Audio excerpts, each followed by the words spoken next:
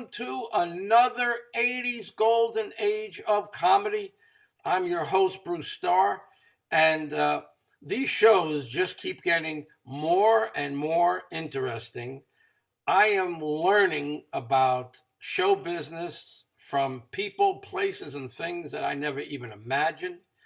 The first several shows I did were stand-up comics and comedians and even producers from that beautiful 80s golden age of comedy.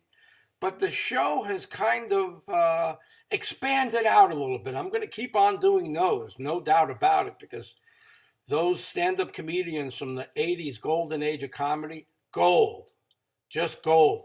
But every once in a while, I get the opportunity to interview someone from Americana, someone who I grew up with, someone who was on a TV show that I loved, and that everyone in my community, everyone in my environment watched. And today is going to be one of those shows because I have on Stanley Livingston from the show My Three Sons. And Stanley, I want to thank you so much for being on the show. I really appreciate it. No, I appreciate you having me on. It's good to So, reminisce and talk about nostalgic things. yeah, I'm finding that people really do love talking. Most of the time when you get interviewed, there's 2 minute, 3 minute, short sound bites that people get to share. And I feel like when I do a show like this, I really give people the chance to just share and come from their memories and really talk about what life was like for them. So I'm really thrilled that you wanted to come on the show. I usually start by saying, did your childhood have anything to do with getting into show business? But I can't ask you that, not at least the same way. Well, yeah, I didn't get in as an adult when I was a child, so it definitely started when I was a child. I went to a swim school in Hollywood, and the lady that ran the pool, who owned it, there's a bunch of kids there learning how to swim, and she had quite a reputation for teaching youngsters how to swim. We had a death in the family before I was born. Somebody drowned, and my mom wanted to make sure I learned how to swim at a very young age, so she took me to the swimming pool. The lady that owned it was very entrepreneurial. She created this show where we would ride cars and swings and bicycles underwater. And she had a porthole cut in the side of her pool, about a 4-foot glass window. And photographers could go down these steps underground and look underwater, where you had this perfect, vantage point to see underwater. And you'd see all these kids doing various stunts and weird things. And anyway, it ended up in some of the classic magazines of that time, Vogue, McCall's. They did spreads on us. We were called Water Babies. And there was a show on TV back then called You Asked for It. Oh, yeah. And more than likely, she asked for it. I don't think it was somebody else, but they came out and, with the film cameras and did a whole show, a segment on us, diving off of high boards and underwater and doing all these little things like Little Mermaids or something. And the place, because of that, started getting even more kids coming there to learn how to swim. And a lot of them were kids of people that were in the motion picture industry, producers, agents. And an agent brought her daughter there to learn how to swim. She was a little bit older, but she was still taking lessons. And anyway, she took a liking to me. I was very extroverted and blonde hair and cute and all that. And I guess she thought I had the right qualities to become a child actor, and kept after my mom. Finally, my mom relented. And my first couple jobs or interviews that I went out on were really, I was just an extra with a bunch of other kids. But I got on the set and saw what being on a movie set or a TV set was all about, and did some extra work. Which led to, I guess it was probably the end of 1956, I think it was. I did an Ozzie and Harriet Wow. episode. And so I was hired on again as an extra, meaning I didn't have any lines. I was just one of 10 kids. And the storyline was Ozzy was selling Christmas trees from his backyard to make some extra money. And he had a prospective client there. And he's talking to the guy about buying a certain tree. And then all of a sudden, 10 little kids march out of this forest, of which I was one. And we walked by and he's like, oh my, yeah, we all had backpacks and sleeping bags on. So we were basically camping in his miniature forest in his backyard.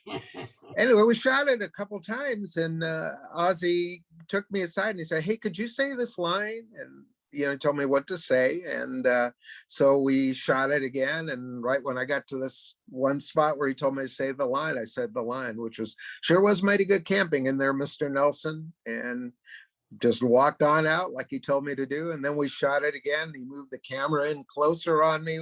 And I said the line, got my close up. And anyway, I guess he liked what I did or liked the way I look. I don't know what it was, or maybe the combination. And after that day's shoot, he came up to my mom and said, I'd like to have Stanley back on the show again as, one of the neighborhood kids. Can you leave your name and number with my secretary? And, you'll be hearing from us. So, I thought, well, back then I didn't know that, but that's kind of like a joke in Hollywood. When somebody says they're going to see you again, you're going to work with them again. Yeah, maybe 30, 40 years later, but not usually 6 months later. Anyway, true to his word, Ozzy had me back and I sort of became a regular neighborhood kid. Whenever they had a need for a little kid on the show, they kept calling me, and I had an agent by then. And my career started to expand. I started doing movies. I was in a movie called The Bonnie Parker Story, which was an early version of Bonnie and Clyde with Dorothy Provine. And it was done by American International, the people that made all those great, Roger Corman films later, but they were into gangster films. And so they made that, and Machine Gun Kelly, starring Charlie Bronson. And they were double billed in theaters, also at drive-ins. And, I stole the keys out of Clyde Barrow's car when they come out to make their getaway, and he's ready to, blow me away. And Bonnie intercedes, and she offers me a stick of gum in return for their car keys. And that's how that went down. So I lived. But I started doing other movies. I did Rally Around the Flag Boys with Paul Newman and Joanne Woodward. I was their son. I did Please Don't Eat the Daisies with Doris Day, David Niven. So, and, in between, I do other TV shows that were, on and of that era. And my career kind of really took a turn, probably due to me being a precocious kid.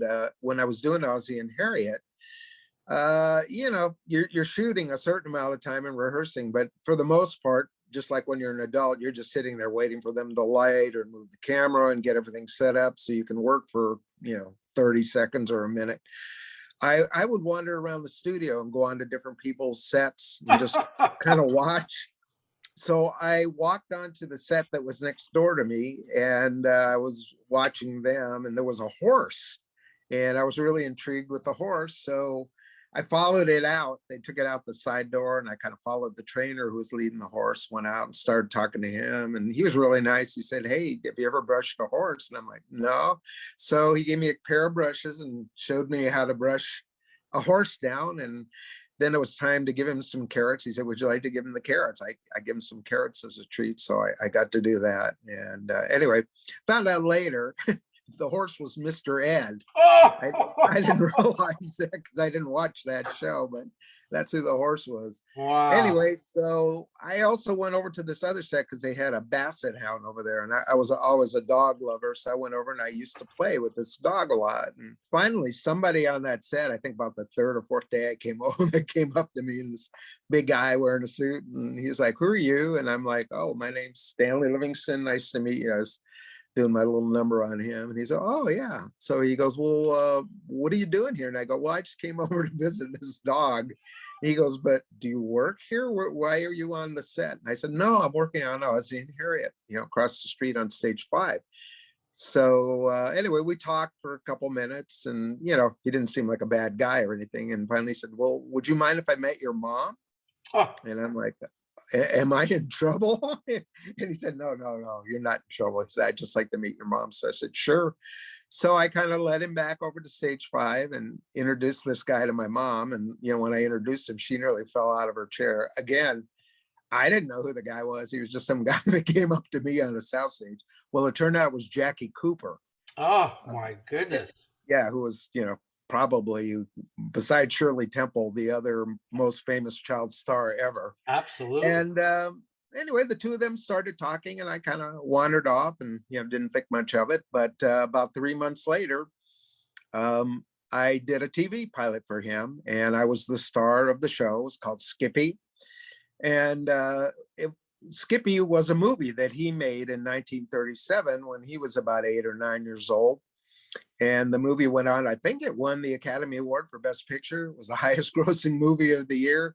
And he was the star of it. He got nominated for an Academy Award. And this was 1937. So he was the youngest person ever nominated for an Academy Award until I think it was Kramer versus Kramer came along. And Justin Henry got nominated for that. He kind of took over the place of being the youngest child star ever. I think he was 6 months younger than Jackie Cooper was, but it was kind of a big deal. So anyway, I did this pilot at the end of 1958 and literally was the star of it. And the funny part was I never saw the pilot because I was too young. In those days, there wasn't such thing as VHS or was such thing as DVD or media files like we have now. And the only way you could screen it was to take a 16 millimeter print, go rent a theater like after midnight and, thread it up and watch it. And anyway, that's what my agent and my parents did. When something would come along and producers were interested in me, they gave me my resume and they'd also say, if you'd like to see him in action, we have this pilot you can watch. And so they did that. And about that time, maybe about a year and a half later, after I'd done some movies and some other TV stuff, My Three Sons came along. And again, my parents went to this certain theater in Hollywood that you could rent after midnight, invited the producers to come down and they watched it. And next day I was hired as Chip to play the part of Chip on My Three Sons. So that's how that came about. And that's what I was saying. I did this TV pilot, never saw it because it was after my bedtime when they would go down there at midnight.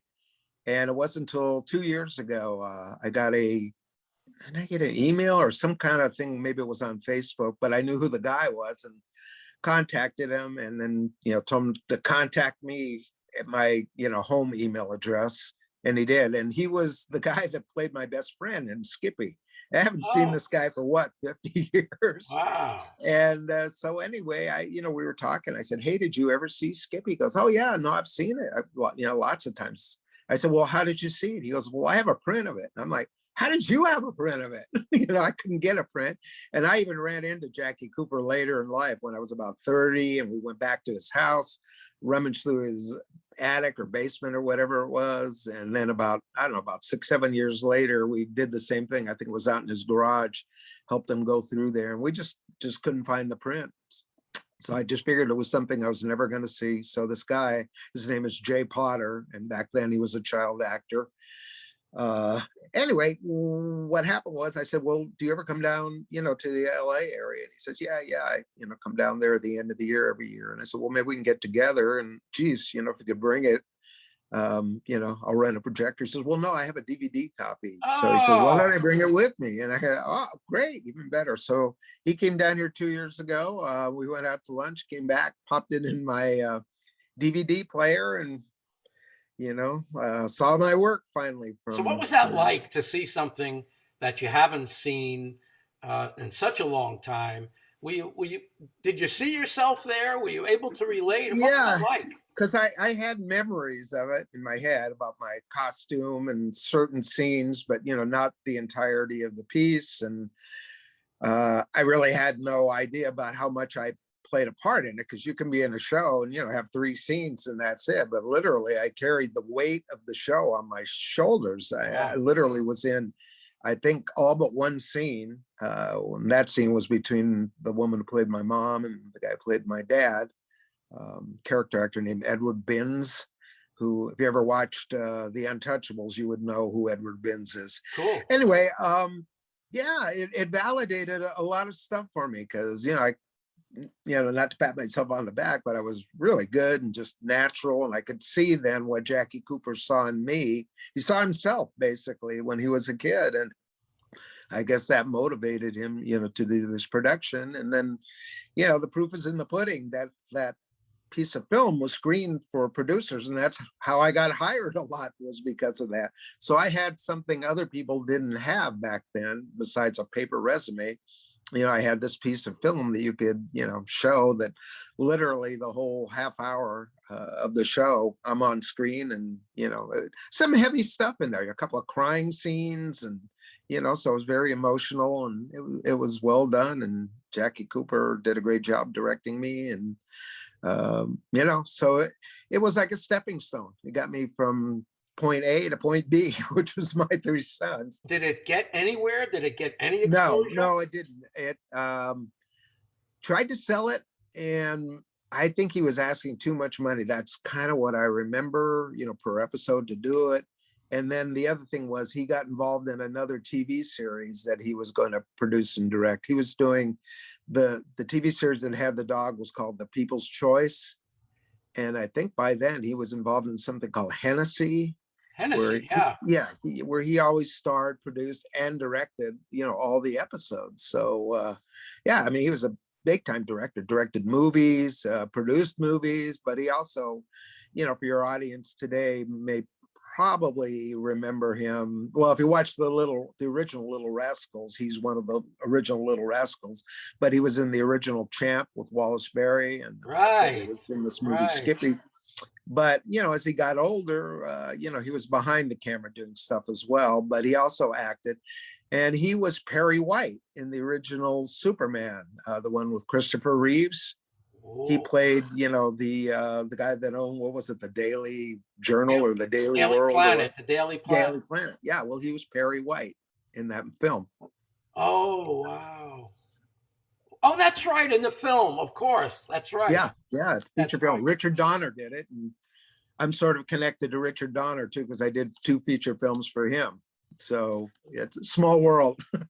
So let me ask you, not that I expect you to remember how this all happened, because everyone's dream as a secondary actor, as a background actor, is to be approached and to have someone say, "You're special, you fit a role, I want you for this." Is that when you got your SAG card? Well, I got my SAG card because of Ozzie and Harriet. If they align on screen, you automatically go down. You go, I'm not an extra anymore, I'm an actor. I had a line. That's so it, right. That got me into Screen Actors Guild way back in whenever that was, 1957, I guess, somewhere around there. And I've got a very low Screen Actors Guild number. It only has 5 digits. They're well into the 6 digits now. So, and I'll tell you, Ozzie and Harriet are on like Prime or something like that. So I'm going to have to revisit those shows. Yeah, like My Three Sons. That was a great family show, and 70, 80 million people a week watched it. And that was around the time Rick became a music star, a rock and roll idol. And I remember being there when he had his first song. They decided to put it at the end of one of the episodes, and they kind of created this little scenario where he was playing at a sock hop or something in a high school, and they brought all these girls down. I think they were from Hollywood High on buses, and had them all lined up in the foreground, and then the stage was there, and Rick and I guess it was probably the Jordanaires or something in those days were up on stage, and he sang that song, Poor Little Fool. Wow. So you saw Ricky Nelson I saw his career literally blossom and then explode, because he kept following it up with hit after hit. And Ozzie was being very entrepreneurial too, because it was highly unusual to have something like that tagged on to the end of a TV show. But his brain must have said, wow, he's got a record, but how are we going to sell these records? Oh, I know. Wait a minute. We'll put it at the end of an Ozzie and Harriet episode.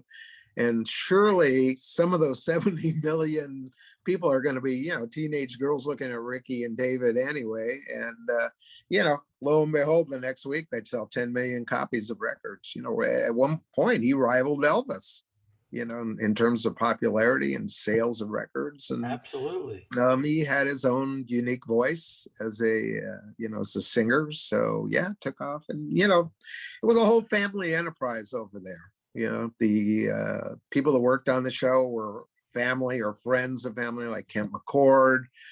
Used to play football with Rick, and another good-looking guy, kind of looked like Rick. So, he was a good person to have around. And there were secretaries there that got parts as actresses, and some of them ended up marrying David and Ricky, however that went down.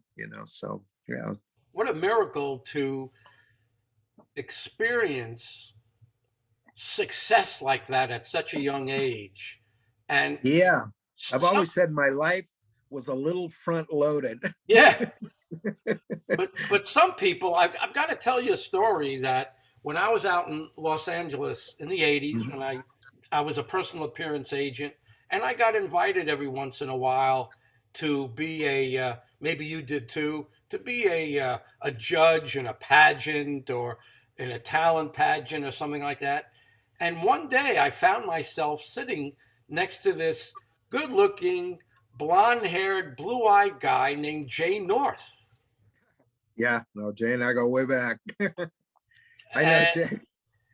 I want to hear all about that, but I couldn't believe we spent about 15, 20 minutes just chatting.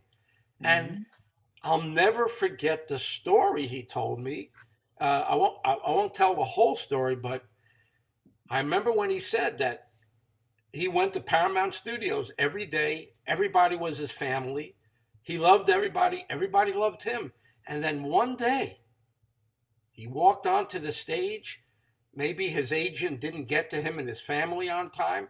He walked onto the set, and everybody scattered. Everybody went in a different direction because they couldn't talk to him about that. They heard that the series was canceled. And he went from having a whole studio of family to literally completely disconnected from everyone. And to this day, I can't believe how either lucky I was or privileged I was that he shared his story about how troubled he was after that happened. Yeah, well, he had lots of problems on the set besides that, with his mom and his aunt and uncle who became his guardian. So, to hear it that way, it's funny to me because I was one of the, I guess we'd call runner-ups or finalists to be Dennis the Menace. Remember, it was Jay, myself. There was another kid. I think his name was Stanley Fafara, if I remember right. Maybe one other kid. And we were the final four that they were looking at. And they decided on Jay. And my booby prize was I got to be, I think, an extra on that show for 2 or 3 episodes. And then that was that. But then, you're really disappointed when you don't get the part. But then again, you go, well, if I got that part, I wouldn't have got My 3 Sons. There was a lot of things back then that I was up for, movies that had I got them, it would have conflicted with the start of My 3 Sons. So, that's the way it went. But yeah, I hear your story about Jay. Do you know anything else that you can share? Because I don't know anyone else that could share stories about Jay. Yeah, it's not an unusual situation when a show ends. We have an expression: we're all friends till the final frame. You never see anybody again. So that happens whether you're doing a movie or a TV series, or regardless of whether you're doing the series for 1 year, 5 years, 12 years in the case of My 3 Sons. Wow. Yeah, it ends, and it ends abruptly, and most of the time you're not around the people when it happens, so you can't say a final goodbye. Some of the people, because I was an adult, that's the worst thing. And I think that was probably the worst thing that could have happened for Jay, was the fact that he was, probably in his early teens when it happens, and you're very sensitive then. to people liking you, and you're not an adult, so people don't quite treat you like an adult. To have everything that you have, whether it's fame or fortune or both, and then all of a sudden it's like a guillotine comes down and just lops it off. I had the same thing at the end of My Three Sons, but I was older and I was doing work in between the shows, and by then I had a production company. So when it ended, it was like, okay, I'm on to the next chapter of my life. And, there was the sting there that you're not going to see people that, like said, there's like 80 people on the set that were like your best friend for 12 years. And all of a sudden, all these people are going to disperse and you're not going to see them anymore. And you got to go on with your life. That part of it kind of hurts, but that's the reality of being in this business. That happens to everybody. Like, for instance, with Fred, he was a hero of mine when I was growing up. He's like one of those people that everybody kind of wanted as a dad, and you you had him as a dad for, you're saying, Yeah. 12 years. I mean, tell me about him. Well, he wasn't a real dad, of course.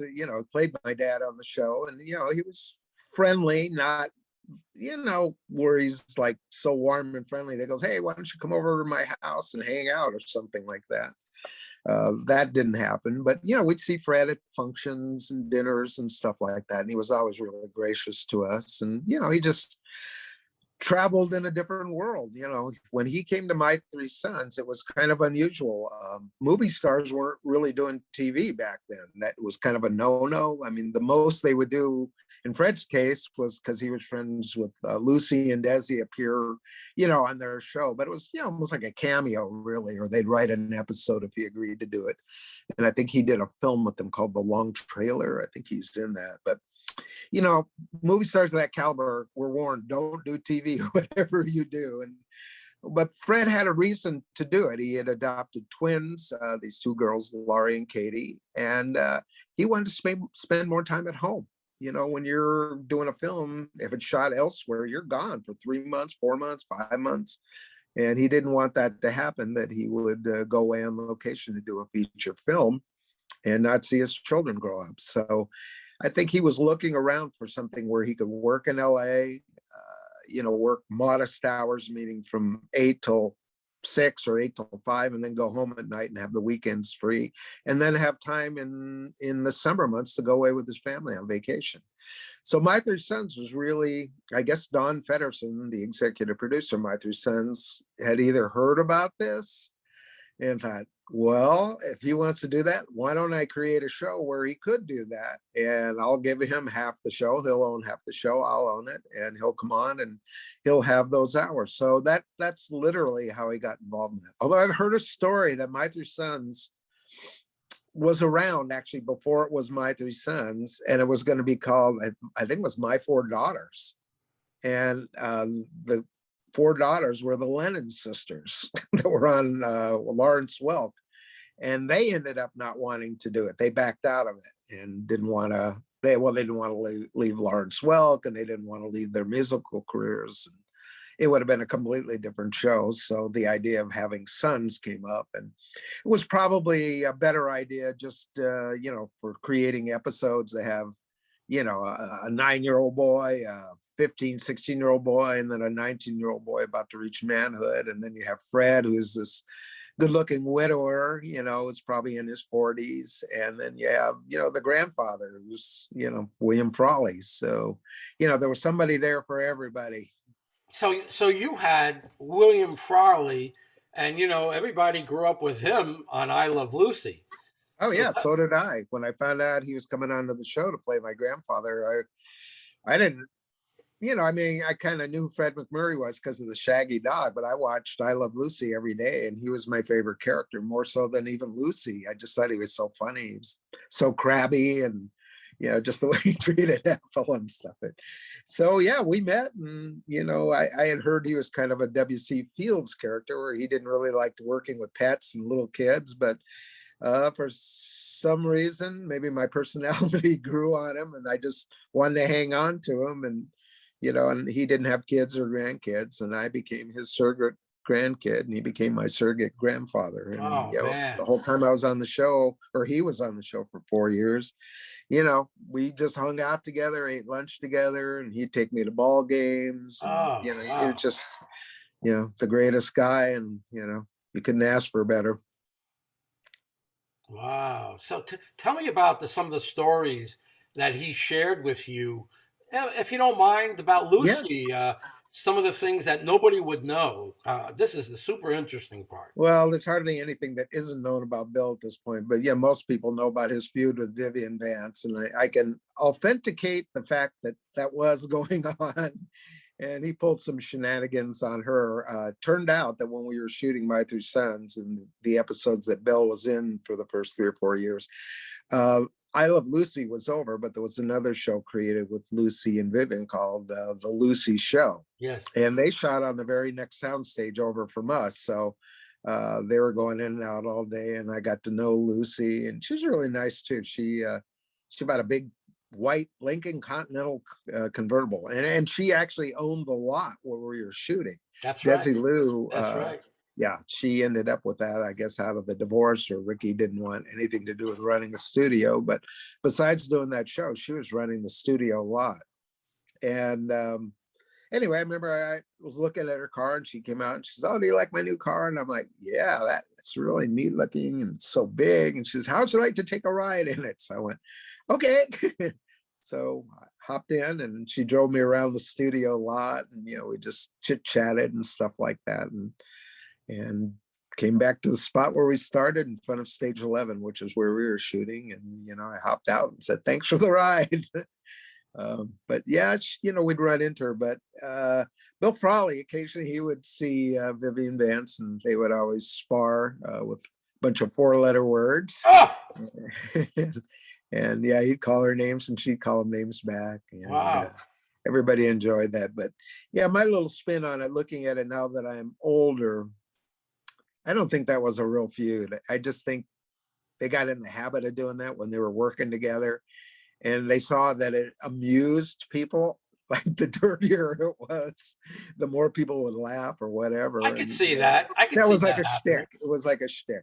I can't believe that they didn't actually like each other. Now that I'm an adult and look at it, and didn't really seem to be animosity there, or some other motive underneath it. It just was something that they did, and people liked it, so they were happy to entertain them. And did he share with you any stories about his past working with other actors that you just like, wow, listen, I am really learning about Hollywood lore? Any memories like that? Yeah, well, it wasn't so much other actors that he worked with. There was a guy that was around right then. I don't know if you remember. He was a comedian, so maybe you would know his name, Alan Sherman. Oh my God, sure. Bill Frawley, for whatever reason, detested him. Oh, And would go completely bananas if you would mention his name. Just, oh my God. Yeah, he was like a machine gun of 4-letter words when he heard Alan Sherman's name. I don't know what his beef with him was, but he didn't think it was funny, and he just didn't like him or whatever it was. But yeah, I remember early on. And I remember I sort of liked him, so I didn't say anything. My dad collected comedy albums, so Milt Kamen, Mel Brooks, who did he have? Stan Freberg, all these albums. Jonathan Winters, Woody Allen were kind of at the inception of their careers way back in the late 50s and 60s. And my dad was always playing their albums, and yeah, they were funny. So I kind of was steeped in comedians back there because of my dad, Von Meter. But yeah, I remember Alan Sherman, with that summer camp song. I mean, everyone who went to summer camp and Yeah. Hello, just, mother. Hello, father. oh, Yeah. What does bubonic plague mean, or whatever he wrote in the letter? Yeah, I thought it was pretty funny, but for some reason, Bill Frawley didn't. And, he was my buddy, so I had to stick up for him. But so before we he's leave funny. Bill, is there anything else, any stories that he left with you? Because, it's not going to be told anywhere else. Yeah, not really so much from the old days. I mean, he was in the moment pretty much. And when you were working with him, you'd notice the things that he was doing. I kind of talked a little bit about that. He at lunchtime would go off to lunch. I'd have my lunch and he would have what I call the liquid lunch. Uh-huh. So, and he'd always order a drink for him and a drink for me. Here I'm sitting in Nick Adele's restaurant with a drink in front of me, and nobody wanted to say no to Bill, so they would just bring it. I think it was an old fashioned or something. So he'd have an old fashioned. Here I am, I'm about 10 or 11. I got an old fashioned in front of me. Of course, like Jeez. my guardian was there, so I couldn't really drink it. And then he would finally finish it up, but he'd always order me one. It was probably an excuse for him to order two, is really what it Ah, was. But the thing was, we would go to lunch from 12 to 1 o'clock. And that hour would fly by, and we'd have to get back to the set to resume filming.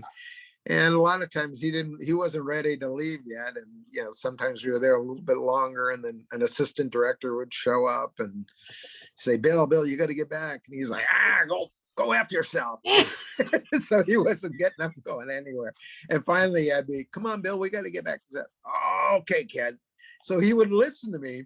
And then I guess that assistant director, that word got back to the executive producer going, he's like 15 minutes late. You got to get him, Stan, to get him up at like 1:45 and start moving back. So they took me aside and said, can you look at your watch or have your garden tell you when it's like 12:45, and then right then you got to say, come on, Bill, we got to go back, so that he gets back by 1 o'clock. So that sort of became my unofficial little job when we were going out to lunch, was getting Bill Frawley up and getting him back to the set on time, which very was cool.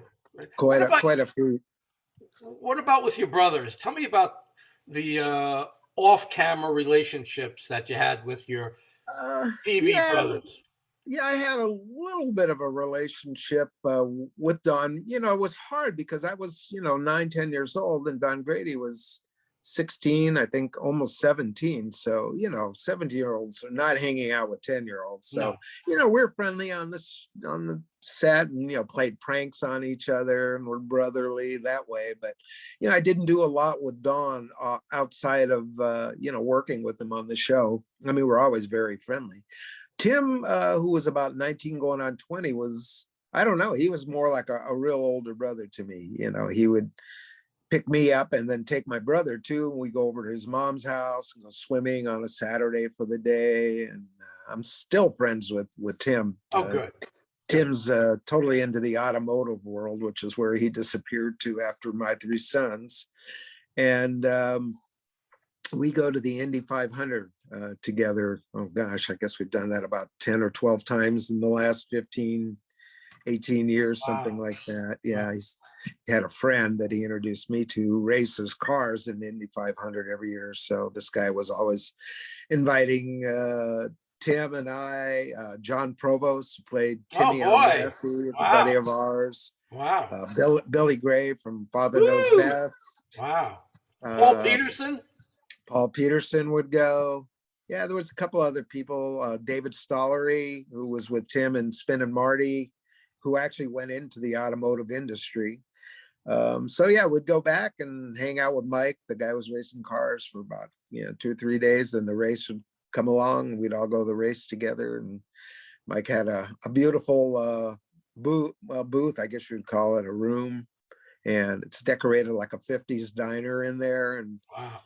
So you're up above and you have a perfect view of the racetrack. And then he had about 50 seats that came with the booth. So, people he was doing business with could come to the races and have a nice seat and have food and cool off inside the 50s diner that he had there. Well, I can only imagine what must have happened when people recognized you guys all together. I mean, you're all so visual. Yeah, now somebody points this out, but I don't look like I did when I was 10 years old or even 20 years old. But Right. yeah, people, if they find out, they do. Back in those days, you couldn't go anywhere. It'd be the problem. My parents want to go out and eat dinner. We go into a restaurant within, 15 minutes. Everybody's, just staring at you like that. You're like, oh God, it's so awkward. How did that feel? How did that feel? It took some getting used to, the fact that you'd be in there, and then you see people whispering to each other, and then suddenly everybody in the restaurant is just kind of staring. And then finally somebody breaks the ice, gets up, comes over, and's got a pen and paper and say, can you sign this? And then one by one, everybody in the restaurant's coming over to your table while you're eating, asking for an autograph. And, you know, you got to be nice. They're your fans. So, you know, I never told anybody to get away. I just thought, well, that's my other job besides doing the thing. This is what I signed up for. So, you know, there's some people don't like signing autographs at all, and there's other people don't like being bugged at dinner. But, you know, I never thought about it that way. I just thought, I'm just going to do this. Quicker I get it done, the quicker it's over with. So, but yeah, I had that experience even, you know, as an adult. Maybe, I don't know, it's probably about 15 years ago. I went back to the small town where my mom is from, was Beaver Falls, Pennsylvania. And I was meeting a buddy there, and he had some business he had to do. So we were going, I think we went into Ohio or something. And there was like a little, I don't even know what you would call it. Like in LA, it would be called a coffee shop, but it was just an eatery. And went in, and he said, let me drop you off here and I'll be back in an hour. Why don't you go ahead and eat breakfast? So I went and sat down, and, you know, sitting there and looking at the menu. And then suddenly I noticed some guy at a table was looking at me, and then he looked down, and I like ordered. And then next thing I noticed, there was these swinging doors going into the kitchen, and they had portholes in them. And the next thing I saw was like the faces peering out of the portal and pointing at me. I'm going, oh my God. And then before, it wasn't probably 10 minutes, everybody in the restaurant knew who I was, because they'd all whispered to everybody, there's Chip sitting in my restaurant at that table. Wow. And everybody in the restaurant pulled their chair over to my table. So it was like this pretty good sized restaurant with everybody clustered around me, Wow. you know, talking to me while I'm trying to eat my breakfast.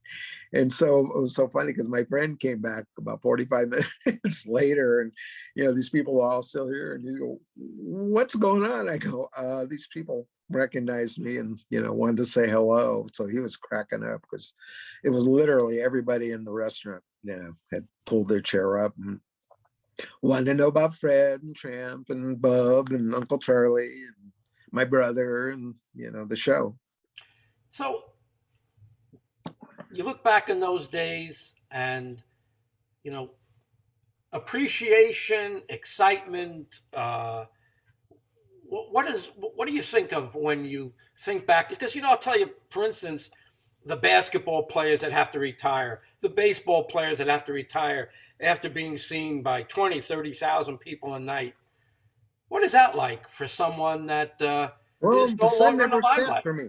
Yeah, no, I never had the sun set. I lucked out. I started a production company when I was about 18 years old, because I saw the writing on the wall that maybe it would go on and have an acting career. But, you know, the likelihood of having another successful series is nil. And, you know, the two best things you can get as an actor is a big movie that succeeds, and then you're offered other big movies and you become a movie star, which practically happens to nobody.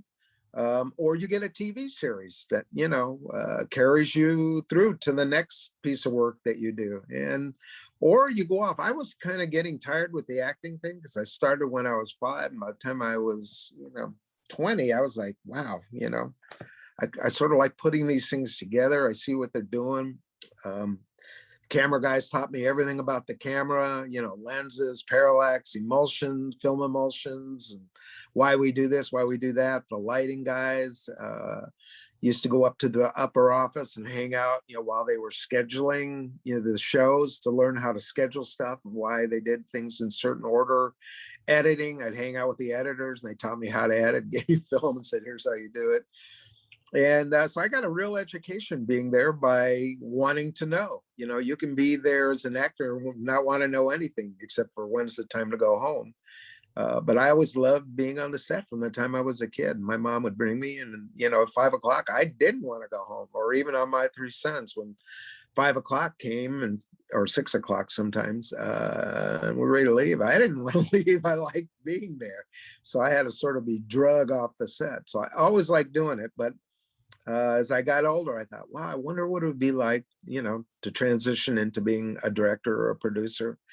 And I was a little bit fed up in between seasons where you would wait around for your agent to call you to go out on interviews for different parts. I didn't like the fact that you had no control over that. Where if I was trying to get a project together, it was totally up to me how hard I was going to work on it. The phone calls, people calling me back directly instead of an agent. Right. And I kind of went that way. I met a guy in college and we formed a production company and started shooting commercials, industrials, anything that we could shoot, music videos, and, kind of cut my teeth on doing those. And, here it is, about 40 years later. And, I've done all sorts of things from, produced TV pilot to feature film to even a Cinerama, featurette. So, yeah, I've kept busy the whole time, where most of my friends that stayed actors, with the exception of my brother, Barry Livingston, they had their career and then it became very tough after that. And many of them, here and there would work, but they had their day job, working in a bank or, whatever they were doing. And, very few of us have stayed in the industry the entire time and made our living off of it one way or another, either through production or acting. Yeah, my brother, I was saying in his case, he continued on as an actor, and it probably took him 20, 25 years to become an adult actor and to be known for that. And, he works as a journeyman actor. He's done every year, he'll do, I don't know how many TV shows, Bosch, but feature films as well, like what was in The Social Network, Argo, some really big feature films, and met some good directors, and he gets called to go to work. So if you're a journeyman actor, the way it works is whatever it is, you go do it. If it's one line, one scene, you're the guest actor of the show that week, you go do it. And the end of the year, it adds up to a living. Money goes into your pension account. And that's how it works. If you've done that and you've succeeded, you really pulled off a miracle. If you ask me. You mentioned the different jobs, whether you're going to banking or whatever it is. I know a lot of the athletes go into the stockbroking company that they represented in. They'll be trained to be a stockbroker or Yeah. whatever. I remember Jay North told me that he went up to North Florida, I guess where he was maybe originally from, and became a Mhm. firefighter. Well, he works as a prison guard now. Oh, wow. That's the last I've heard. Yeah, I think he's been doing that for about 10, maybe 15 years. Wherever he lives. I know he's on the west side of Florida, but Yeah. there must be a prison there. And I don't know how he got the idea to do that. It's sort of like, I can't even imagine it from the opposite point of view of the prisoners. Like, wait a minute, I got Dennis the Menace like pointing a gun at me right now and Oh my God. telling me, be careful. But yeah, Wow. for some reason, actors, sometimes their careers stop because they wanted to, almost unconsciously is what I've seen over the years, where Good they point. Good point. don't do what's required, um, either because of ego reasons or, that they worked and became a star briefly or, maybe even for a long time, and then it kind of stopped. And they just think the industry owes you a living. This industry is brutal that way. If you're not right on top of it all the time, reinventing yourself, going to acting school, uh, working on shorts where you don't get paid, but you get film on yourself doing something different than how you're known, you're sabotaging your own career. That's why I'm saying I learned how to do all this other stuff. And when it comes to production, hey, listen, if nobody shows up, I know how to run the camera. I know how to run all the sound equipment. I know how to direct actors. I know how to block stage. I can set up the lights. And when it's all over, I know how to break it down, put it all away, and then Wow. I can bring it all into the editing room and edit it. I did a project almost pretty much like that. I mean, I had a crew in the beginning, but it was going on for so long. I always wanted to give something back to the industry because I felt like I knew, besides the acting part of it, the other aspects of it, which really are the hard things to learn if you're an actor, which is the business side of being an actor.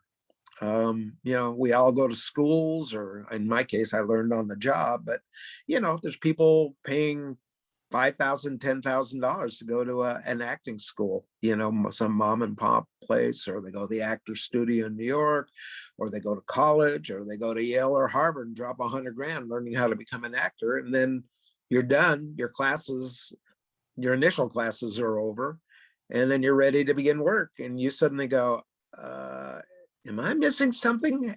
I know how to act, but they forgot to tell me how to get into the Yeah, business. how do I do this, by the way? Right, exactly. There's what is known as the business side of being an actor, or the non-performance skills necessary to launch and perpetuate a career. And they're not taught at the university level or the college level. You get a smattering of it, get a reel, get a resume, try and get in the Screen Actors Guild, try and get an agent or manager, and if that's all it was, everybody'd be doing it. It's a little deeper than that. So I put a program together, I guess it was about 10 years ago, called The Actor's Journey. It actually started out as The Actor's Journey for kids and teens, because there's a lot of moms and pops wanting to bring their children to the industry and, are hoping that they get involved. And what happens is they get ripped off a lot by these companies that are there to take your money, and they promise you're going to be a star and you're going to, have a great life in show business. And then none of that happens. Of course, it never happens after you've spent the $10,000 going there and you're wondering what just happened. But I kind of wanted to forewarn parents, and there's a lot of things that you need to know as the parent, not as the child. The child, they're natural actors. They'll do as told, but it's the parents that don't know what they're doing and mess everything up. So I created a 5-hour-long program that literally walked, the parents of wannabe child actors through this whole process of becoming an actor, what's involved, what you have to do, and, the pitfalls of it.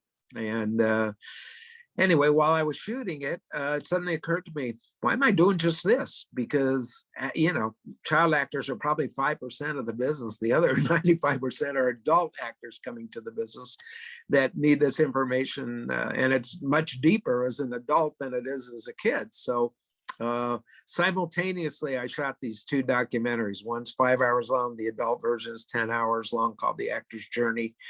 It wasn't just me on camera. I kind of ended up hosting it, meaning I'm the guy that introduces the segments. There was 60 segments, I believe, in The Actor's Journey, and I think there's about 40 in The Actor's Journey for kids. Wow. But I brought in people from the industry to teach it, and not just regular people. The criteria was that they had to have 20 or 30 years in the industry. I didn't want anybody that was new to the industry, people that have really been through the mill and survived and actually became successful. So out of the 100 people that I brought to the project that are on camera that teach it, I think it's 45 or 50 of them have either won or been nominated for Academy, Emmy, Golden Globe Awards. So Wow. literally you're getting the information from the horse's mouth. And how can they find this? How can they find it? How can they find it? It's online. We're actually transitioning right now from DVD, which you can't buy it right now because we kind of curtailed that because we're moving into the digital age for us, and getting it online as streaming media. Hopefully within the next month or two, I'll finish up, upload it all, and then you can go in there and watch the whole thing. Or it's divided up into 8 segments, which were the DVDs. Originally there were 8 DVDs, and each one has about 10 segments on it. And so you can watch, like I say, in the equivalent of a DVD, which those are the 8 areas that we thought were, people needed to know. Or you can just watch the segments, and there's about 65 of those, I think. And we'll probably put the DVD part back up, so people will, instead of streaming it, want to own, the product to hold in their hand, then that'll still be there. But yeah, I mean, and it wasn't just actors. What we had is actors, directors, producers, executive producers, agents, managers, just about any way you could look at an actor, because that's part of the problem is actors just talk to actors or acting coaches. You need to talk to people on the other side of the desk, the people that are going to hire you, and know what they're thinking so you can get hired. So that was it. I had the president of the Screen Actors Guild was one of the people. I had the president of the Directors Guild of America is also one of the people. So it's people at, the upper levels of the industry really dispensing this information. So, you know, to ensure that you're getting the correct information. It's not from somebody of yours who's been in the industry for 2 years and now knows everything. So, That's you know, fantastic. I yeah, give you yeah, so much there's, credit. Back in the 80s, I kind of did the same thing. I did something called Kids Talent Workshop, where I brought agents, managers together with the yeah, kids and their parents. I felt the exact same way you did.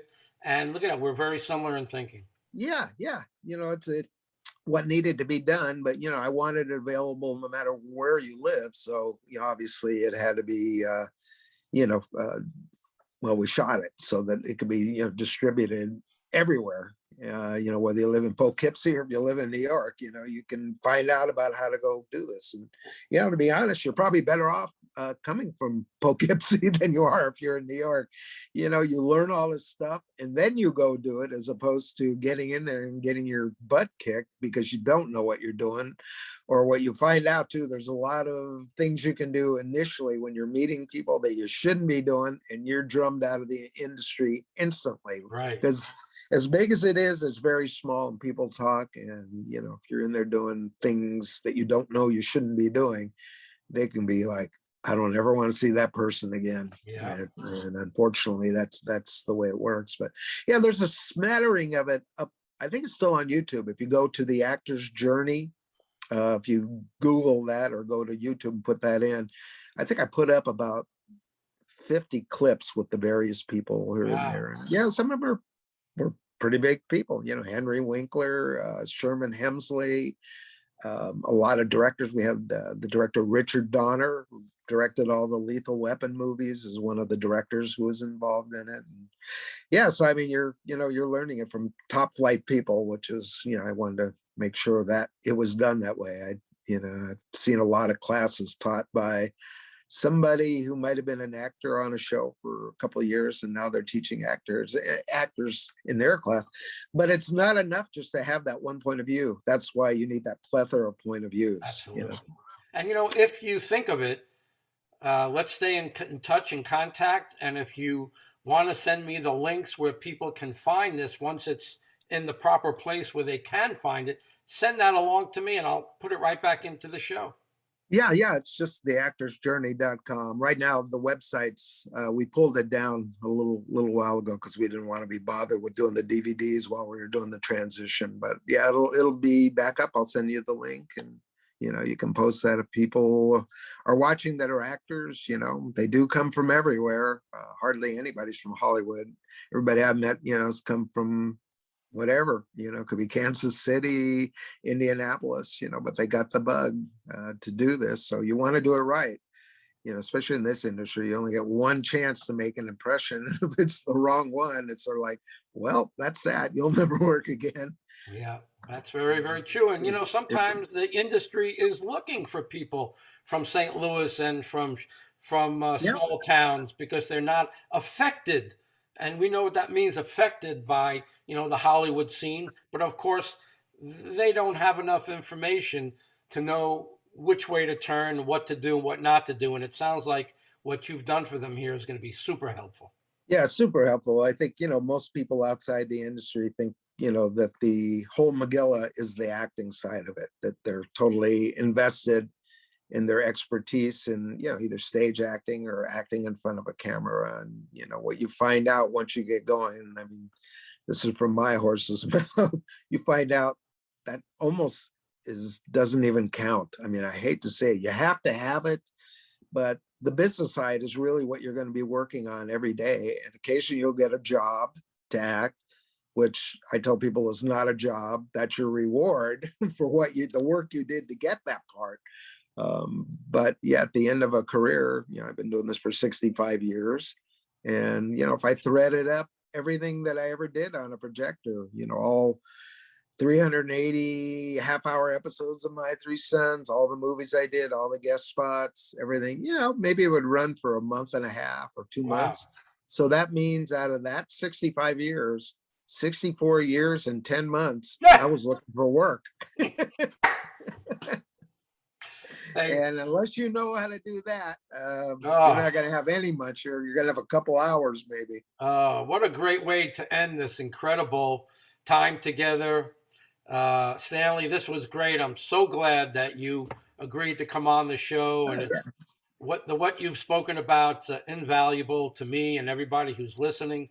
So again, thank you so much. I really appreciate Yeah, it. thank you, Bruce. Yeah, I'd be happy to come back anytime. We can talk about how the West was run next time. You are on. You're on. God bless. All right. Thank you, everybody. We're watching again the 80s golden age of comedy, this time with a living legend from the time he's 5 years old, Stanley Livingston, my three sons. Goodness gracious. Bye-bye, everybody. We'll see you again next time.